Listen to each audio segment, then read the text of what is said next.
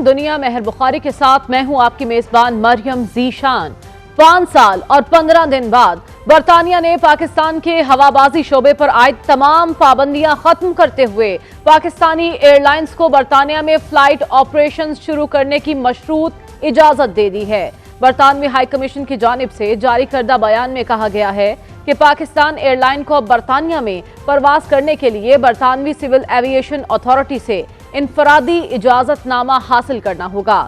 پاکستان میں تعینات برطانوی ہائی کمشنر جین میریٹ نے کہا کہ میں برطانیہ اور پاکستان کے ماہرین ہوابازی کی شکر گزار ہوں جنہوں نے بین الاقوامی حفاظتی معیارات پر پورا اترنے کے لیے مشترکہ کوششیں کی.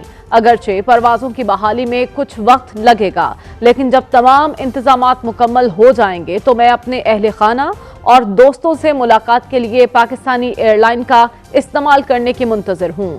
برطانیہ کی ایئر سیفٹی لسٹ سے کسی ملک یا اس کی ایئر لائن کو نکالنے کا فیصلہ ایک آزاد اور تکنیکی بنیاد پر ہوابازی کے تحفظ کے عمل کے تحت کیا جاتا ہے اور یہ عمل برطانیہ کی ایئر سیفٹی کمیٹی کی نگرانی میں ہوتا ہے.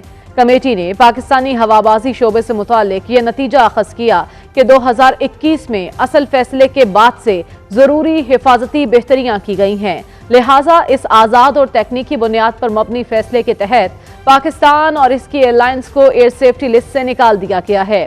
ایئر سیفٹی لسٹ سے نکالے جانے اور پابندی ختم ہونے پر وزیر اعظم شہباز شریف نے اسے پاکستان کی فتح قرار دیتے ہوئے سوشل میڈیا ایپ ایکس پر ایک پوسٹ میں لکھا کہ الحمدللہ PIA کی برطانیہ واپسی ہو گئی ہے. اللہ رب العزت کا شکر ہے کہ پاکستان کی قومی ایئر لائن کی برطانیہ کے لیے پروازیں بحال ہونے سے پاکستان کو سچائی کی بنیاد پر سرخروئی حاصل ہوئی.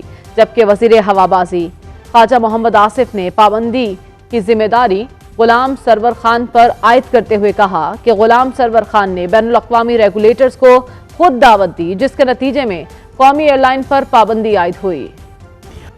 یقیناً پاکستانی ایئر لائنز کو ایئر سیفٹی لسٹ سے نکالا جانا بہت بڑا اور خوشائن فیصلہ ہے کیونکہ اس وقت برطانیہ میں 16 لاکھ سے زائد پاکستانی نیاد افراد مقیم ہیں اور ہزاروں برطانوی شہری پاکستان میں موجود ہیں. لہٰذا آج کا یہ اعلان جہاں ان کے لیے آسان سفری مواقع فراہم کرے گا وہیں چونکہ برطانیہ پاکستان کا تیسرا بڑا تجارتی شراکت دار ہے اور دونوں ممالک کے درمیان 4.7 ارب پاؤنڈز کی باہمی تجارت ہوتی ہے. اس تجارت میں بھی یہ فیصلہ مثبت اثر ڈالے گا جبکہ پاکستانی ایئر لائنز کو اربوں روپے کے فلائٹس آپریشن اور فلائٹ روٹس بھی واپس مل جائیں گے جن پر گزشتہ 5 سال سے دوسری ایئر لائنز آپریٹ کر رہی تھیں. پاکستانی ایئر لائنز پر پابندی کے معاملے کا آغاز اس وقت ہوا جب مئی 2020 میں PIA کا ایک طیارہ جس میں 99 افراد سوار تھے گر کر تباہ ہو گیا تھا اور 2 مسافروں کے علاوہ تمام افراد حادثے میں جاں بحق ہو گئے تھے. ایک ماہ بعد یعنی جون 2020 میں اس وقت کے وزیر ہوابازی غلام سرور خان نے پارلیمنٹ کے فلور پر کھڑے ہو کر ایک ایسا انکشاف کیا جس نے پاکستان کی پوری ایئر لائن انڈسٹری کو زمیں بوس کر دیا. انہوں نے کہا کہ پاکستان کے 860 پائلٹس میں سے 262 پائلٹس کے لائسنس جعلی ہیں. غلام سرور خان کے اس ایک بیان کے بعد PIA کے برطانیہ سمیت پورے یورپ میں آپریشنز بند کر دیے گئے. صرف برطانیہ کے لیے ہفتہ وار 21 پروازیں ختم ہو گئیں. لندن کی 10، مانچسٹر کی 2 اور برمنگھم کی 2 پروازیں PIA سے چھن گئیں.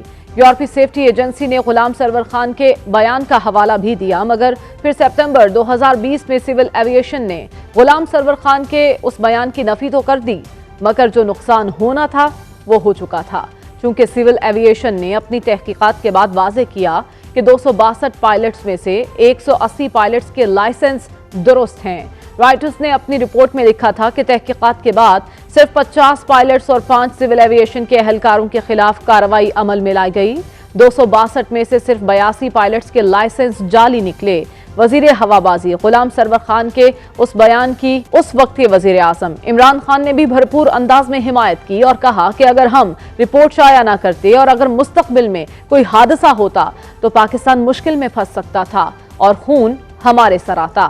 مگر پھر کچھ عرصے بعد ہی وزیر اعظم عمران خان نے یہ اقرار بھی کیا کہ پائلٹس کے لائسنس والے معاملے کو درست طریقے سے ہینڈل نہیں کیا گیا جس کا نقصان پاکستان کو ہوا.